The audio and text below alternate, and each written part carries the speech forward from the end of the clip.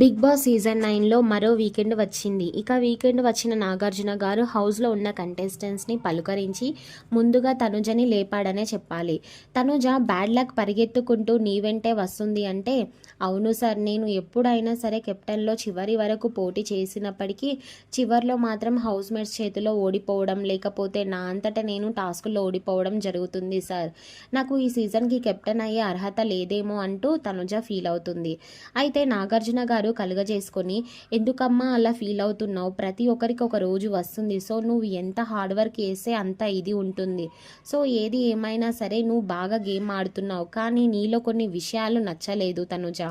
అంటే, సార్ ఏంటి సార్ అంటే, నువ్వు రేషన్ మేనేజర్గా ఉన్నావు ఓకే, కానీ ఏదైతే ఫుడ్ విషయంలో అంతా సీరియస్ అయ్యి అన్ని మాటలు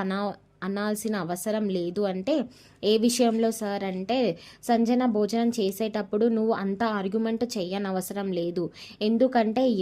ఎవరైనా సరే భోజనం చేసేటప్పుడు గొడవ పెట్టుకోకూడదు, వాళ్ళు అన్నం మనస్ఫూర్తిగా తినాలి కదా, నీకు ఏదైనా డిస్కషన్ ఉంటే తర్వాత తేల్చుకుంటే సరిపోతుంది కదా అంటే, ఆమె ప్రతిసారి అదే చెప్తుంది సార్, కావాలని కంటెంట్ కోసం చేస్తుంది అంటే, ఓకే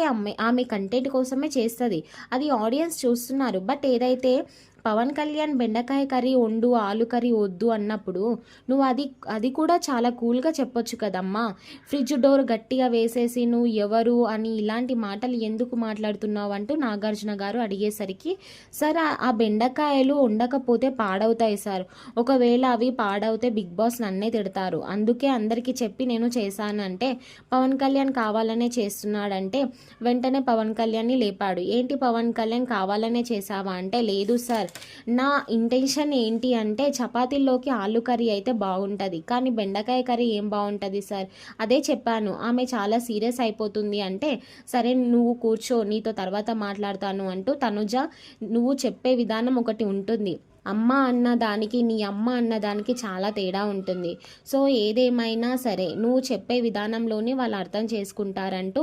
సరే నెక్స్ట్ అలా రిపీట్ చేయకుండా చూసుకో అంటే, నేను అస్సలు రేషన్ మేనేజర్గానే ఉండను సార్ అని చెప్పింది. దీంతో భయపడ్డావా అని నాగార్జున గారు అడిగేసరికి, భయం కాదు సార్, తలనొప్పి నాకు ఎందుకు అంటే, ఏదైతే కెప్టెన్సీ టాస్క్ ఆడావో అది నెక్స్ట్ లెవెల్ బాగా ఆడావని చెప్పాడు, సో అలాగే మీ నాన్న భరణి కూడా బిగ్ బాస్ హౌస్కి వచ్చేసాడు కాబట్టి నీకు ఆనందానికి అవధులు లేనట్టున్నాయంటే, లేదు సార్, ఇక్కడ ఎవరిని నమ్మాలో లేదో తెలియట్లేదు, ఎవరి గేమ్ వాళ్ళది సార్, ఈసారి భరణిని నాన్న అని పిలవను సార్, భరణి సార్ అనే పిలుస్తాను అంటూ తనుజ మాట్లాడింది. మరి మొత్తానికి వీకెండ్ వచ్చిన నాగార్జున గారు తనుజతో మాట్లాడిన మాటలపై మీరేమంటారు అనేది కామెంట్ చేయండి.